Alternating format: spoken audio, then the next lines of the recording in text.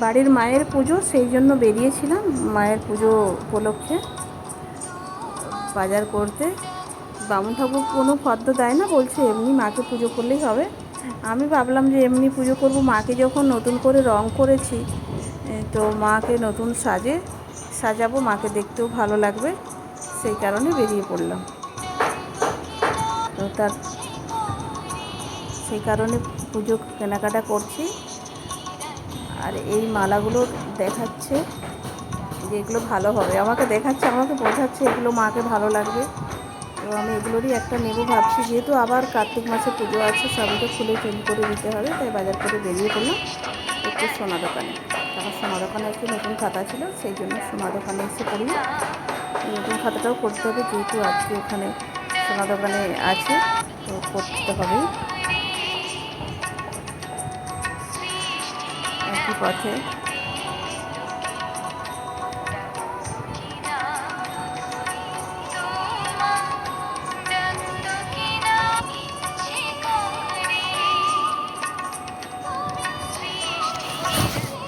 এগিয়ে এসে পড়লাম।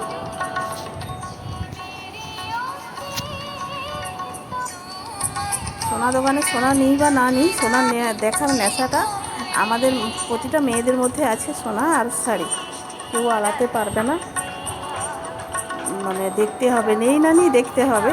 তাই একটু দেখছিলাম, দেখা শেষ বেরিয়ে পড়লাম, চলে এলাম বাবার বাড়ি মন্দিরে। এবারে মন্দিরে যেহেতু মায়ের রং কমপ্লিট হয়ে গেছে, সেহেতু মাকে তো আবার সাজাতে গুছাতে হবে, তারপর দিন পুজো আছে, তাই মন্দিরে চলে এলাম। মায়ের প্রতিদিন পুজো হয় তো, নিত্য পুজো, ওখানে সব পড়ে আছে। পুজোর পরে চলে গেছে ঠাকুরমশাই, তাই সব পড়ে আছে। এবারে আমি একা শাড়ি পরাতে পারবো না বলে ভাই স্ত্রীকে ডেকেছিলাম, সেও এসেছে, দুজনে মিলে শাড়িটা পরিয়ে নিয়ে মাকে একটু সাজিয়ে দেব।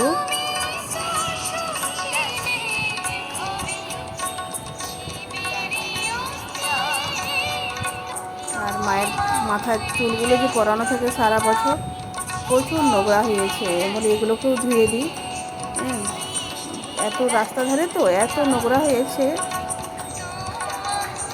সব সাজানো গুছিয়ে রেখে তারপর দিন এটা পুজোর সরঞ্জাম চলছে। খুব বড় কিছু করতে পারি না, তো মাকে জাস্ট মানে পুজোর সময় রং মিস্ত্রি পাওয়া যাচ্ছিল না, সেই কারণে যখন পেয়েছি তখনই করে নিয়েছি। আমি তো নিজে ভাবতেই পারি না যে আমি এতটুকু মানে এইসব আমি নিজে করতে পারবো, আর ভগবান আমাকে সেই হেতু দিয়েছে বা সেই সাহস দিয়েছে। সবই তেনার ইচ্ছা, তিনি ছাড়া তো একটা পাতাও নড়ে না, তিনি ছাড়া কিছুই সম্ভব না।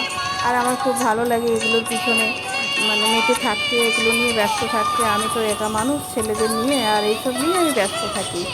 আমার খুব ভালো লাগে, আমার মনে হয় যে এনারা যদি না থাকতেন আজকে আমি কোথায় তলিয়ে যেতাম, কোথায় হারিয়ে যেতাম।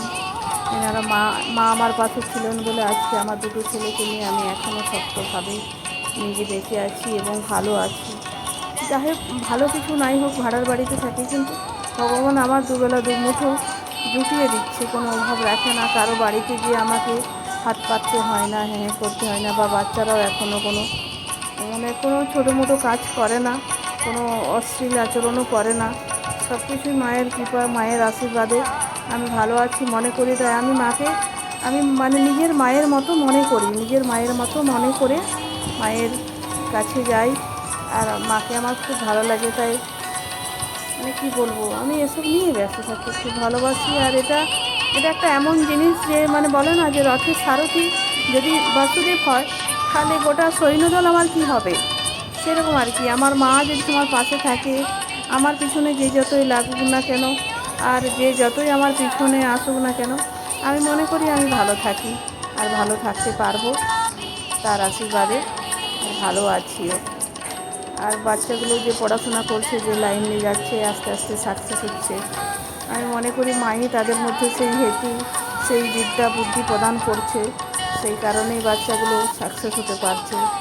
আমি তাই সর্বদাই বলি যে ঈশ্বর ছাড়া কিছু নেই, ঈশ্বর বিনা কিছু ভাবা যায় না। কিন্তু আমরা তো মনুষ্য জনম, তা আমাদের মধ্যে প্রচুর রাগ, লোভ, লালসা মানুষের থাকে। তবে ঈশ্বরকে সবসময় সাধনা করি, কখনো লোভ দিও না, কখনো হিংসা দিও না, কখনো কারো প্রতি আমাকে রাগ দিও না।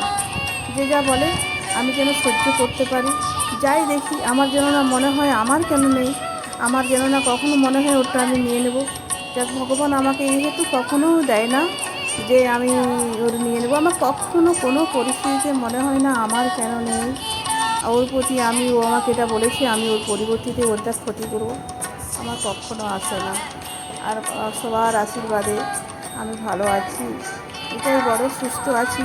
সবথেকে বড় কথা, বাচ্চা নিয়ে আমি একা জীবনযাপন করছি, মা নেই, বাবা নেই, মাথার উপরে কোনো আমার গার্ডিয়ানস নেই, কিন্তু আমার একটাই গার্ডিয়ানস আমার ভগবান। তো আজকে যে আমি বাচ্চাদেরকে নিয়ে এতটা সুস্থ জীবনযাপন করছি, আমি মনে করি এটা আমার সবচেয়ে বড় পাওনা। তোমরাও এইভাবে থেকো।